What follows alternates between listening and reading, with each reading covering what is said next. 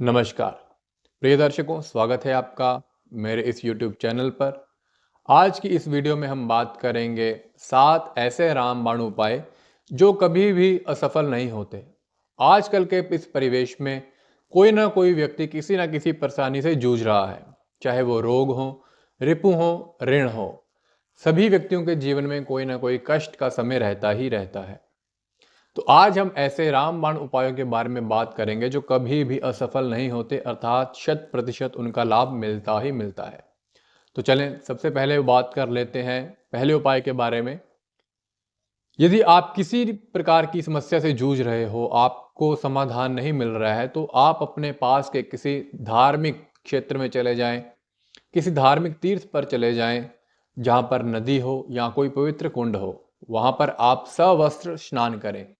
कोई भी तीर्थ स्थान हो सकता है, हरिद्वार हो गया, मथुरा हो गया, काशी हो गया, या फिर आपके आसपास कोई भी धार्मिक ऐसा क्षेत्र हो जहाँ पर कोई पवित्र नदी हो या फिर कोई पवित्र कुंड विराजमान हो, तो आप वहाँ पर जाकर सवस्त्र स्नान करें।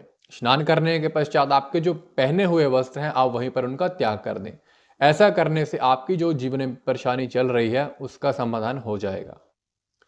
दूसरे उपाय में आता है छाया पात्र दान। आप 3 शनिवार लगातार छाया पात्र का दान करें। छाया पात्र में तेल भरने के पश्चात उसमें अपनी छाया देखने के बाद आप किसी व्यक्ति को दान करें। यह भी किसी भी प्रकार का आपके रोग चल रहा हो, रोगों की मुक्ति के लिए यह भी बहुत विशेष उपाय है। तीसरे उपाय में आता है गौदान का उपाय। गौदान सभी प्राय आजकल भ्रांति फैली हुई है कि मरने के पश्चात, मृत्यु के पश्चात ही करना चाहिए, लेकिन ऐसा नहीं है। आपके जीवन में कैसी भी परेशानी क्यों ना हो, आप अपने जीवित रहते गौदान अवश्य करें। ऐसा करने के द्वारा आपके जीवन में आई हुई प्रत्येक परेशानी का समाधान अवश्य ही होगा। अगले उपाय में आता है हस्तगत दान। मतलब कि आपके कोई रोग है, तो आप अपने उस रोग की मुक्ति के लिए धन किसी ब्राह्मण को दें या फिर किसी ऐसे व्यक्ति को दें जो जरूरतमंद व्यक्ति हो। आप उस समय संकल्प कर सकते हैं कि मैं अपने इस पीड़ा की मुक्ति के लिए यह द्रव्य दान कर रहा हूं और मेरी इस पीड़ा की मुक्ति हो। अगला उपाय आता है त्रिपिंडी श्राद्ध। त्रिपिंडी श्राद्ध तो वैसे देखा जाए तो थोड़ा खर्च वाला काम है। अगर आपके पास सामर्थ्य है तो आप एक बार अवश्य त्रिपिंडी श्राद्ध कराएं, क्योंकि ये पितरों की प्रसन्नता के लिए और आपके जो अटके हुए कार्य हैं उनकी मुक्ति के लिए आपको त्रिपिंडी श्राद्ध अवश्य करवाना चाहिए। अगले उपाय में आता है, यदि आप अधिक सामर्थ्यवान हैं, धनवान हैं, पैसा खर्च कर सकते हैं, तो आप 108 बार संकष्ट नाशन गणपति स्तोत्र का पाठ करवाएं ब्राह्मणों को बिठाकर, या फिर नवचंडी का पाठ करवा सकते हैं संपुटित।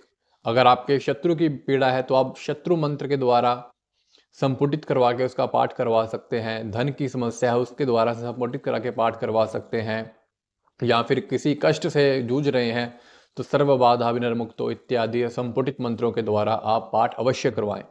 और साथ के साथ बटुक भैरवनाथ के स्तोत्र का 108 पाठ अवश्य करवाएं। ऐसा करने के द्वारा, ये तो अचूक रामबाण उपाय है, इसके करने के द्वारा आपको 100% लाभ मिलेगा। एक बार अवश्य करवा के देखें। आप सभी को इनमें से सभी उपाय जो हैं सभी आजमाए हुए हैं, 100% एक एक उपाय आजमाया हुआ है। आप इनको अवश्य एक बार करके देखें।